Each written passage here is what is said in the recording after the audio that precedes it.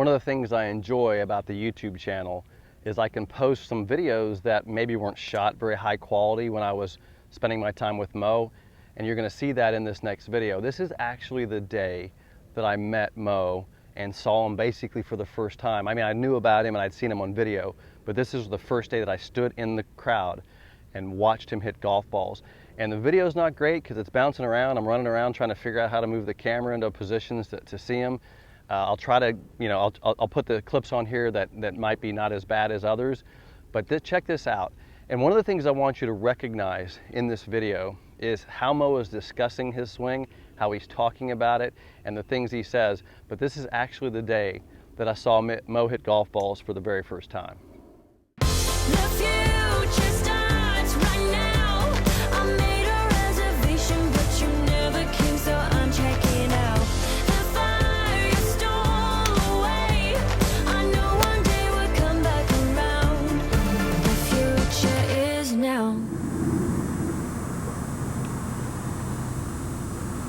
I'm the only guy that can swing where I aim.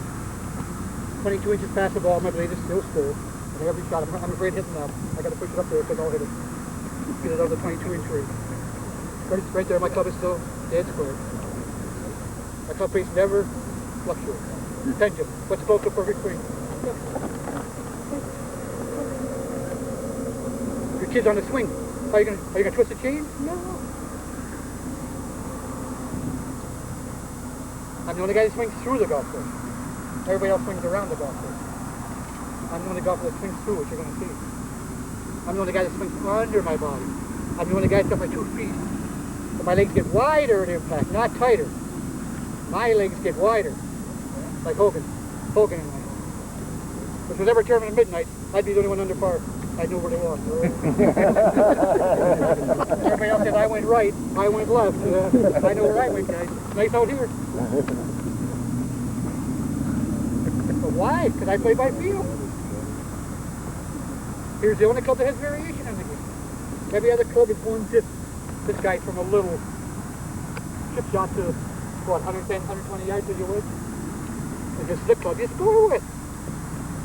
This is one that can turn double bogeys into bogeys, or bogeys into pars, or pars into birdies. Pick your drive in the tree, chip it up 40 yards from the green, knock it like this, still make your par. But don't forget the game is not how, it's how many. It's that bottom line. What did you have? Not how did you play. What did you have? And that's never going to change.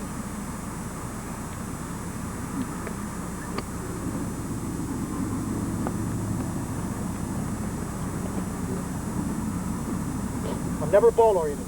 Target. Where's my target? Point. Right at it. I'm like throwing a dart. Come on, buddy. Like a backspin, look. What's your best round this year so far, Mo? Huh? What's your best round this year? 64. Shot one below my age. Nice to break your age. Nice. Oh, you never want to feel it. Especially when you're a young guy. Say I'm 1 under par. 64, I'm 65 years old. When I was 62, I shot one of my 59s. Was that ever nice? Heck yeah. Break my age by 3.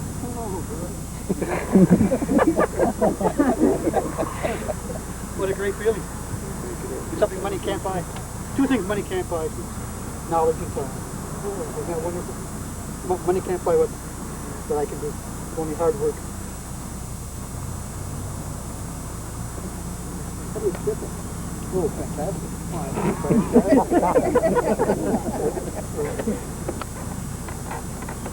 Good idea. Watch your right arm. That's for you.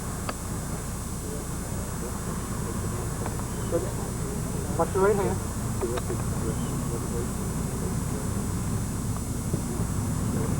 My left wrist never leaves its ankle, but I start with. I start here. Every shot I hit. Driver, and my left wrist never leaves the angle I start with.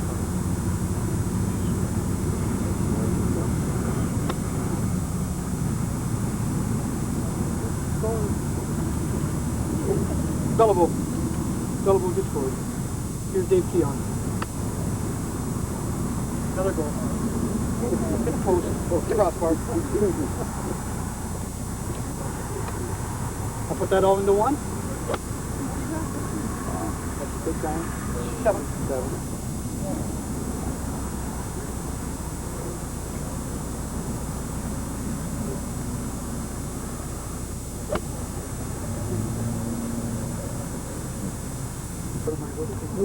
22 inches. Just watch my shoulder swing, look.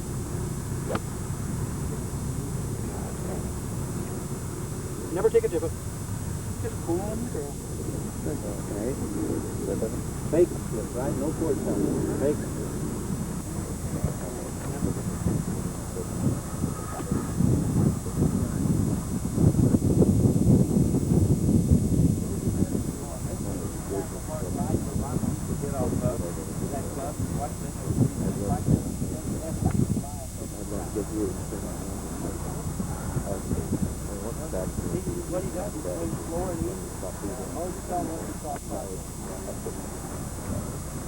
Don't let the line take you, Todd.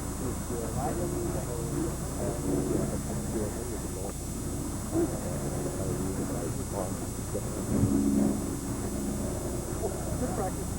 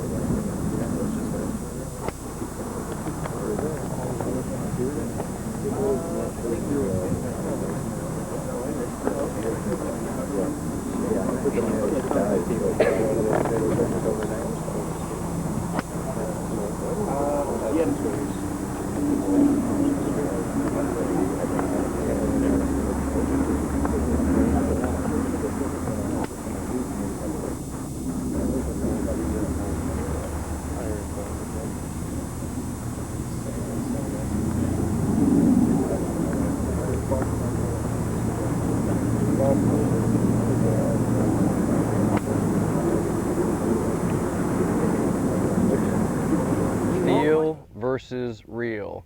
That's what you see when you watch Moe in that demonstration talking about his golf swing. And I get a lot of questions, obviously, because I teach Moe Norman Swing, about things he said versus things that he actually did.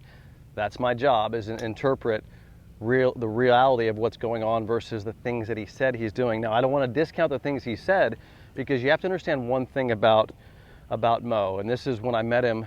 You know, that video shows when I met him back in 1994, was that he is talking from a perspective of here.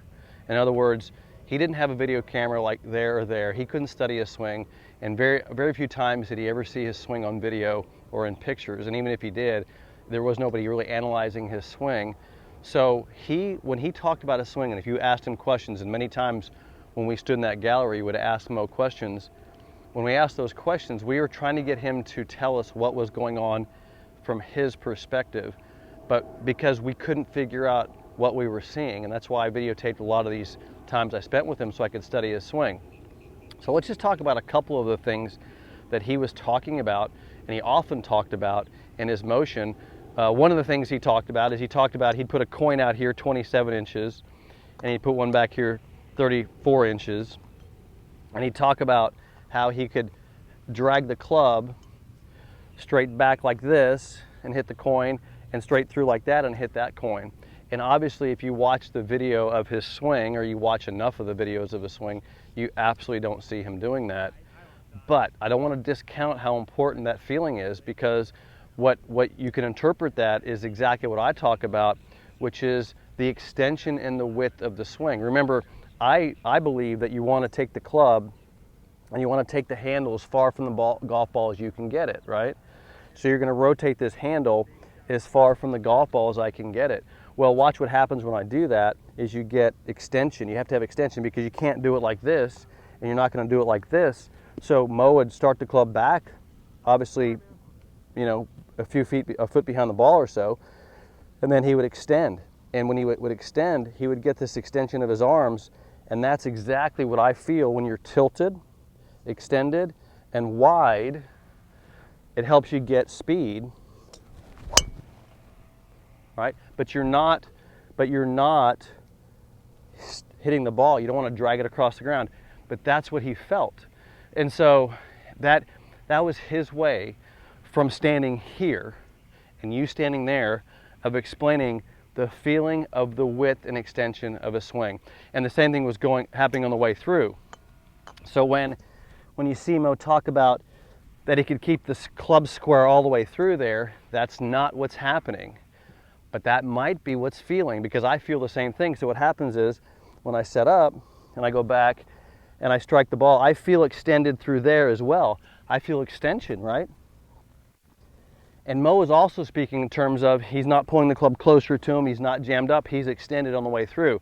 Now, watch what happens when I hit this. So I'm going back and through.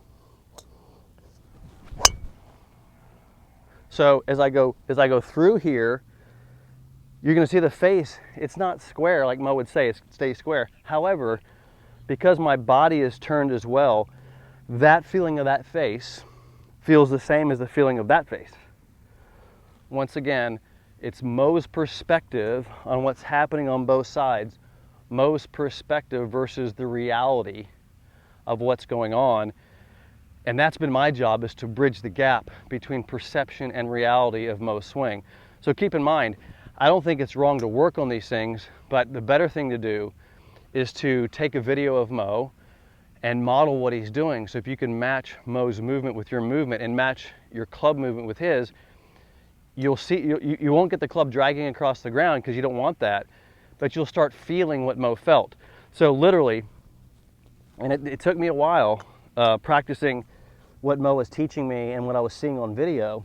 It took me a while to figure it out, but eventually, after just watching Moe, how he set up, how he took the club back, and then how he released the club with his knee flexed and foot on the ground, after doing that for a while, right, I started feeling the exact same feelings he was feeling. So I can't discount. You can never discount what he was feeling, because those feelings are exactly correct, but they might not be perceived the same way as if you're standing on that camera versus the way you're standing here. So once again, watch what Moe does. You can listen to him, but then practice what you see on video. So practice what you're seeing, match his movement, and you'll start feeling the things that he felt.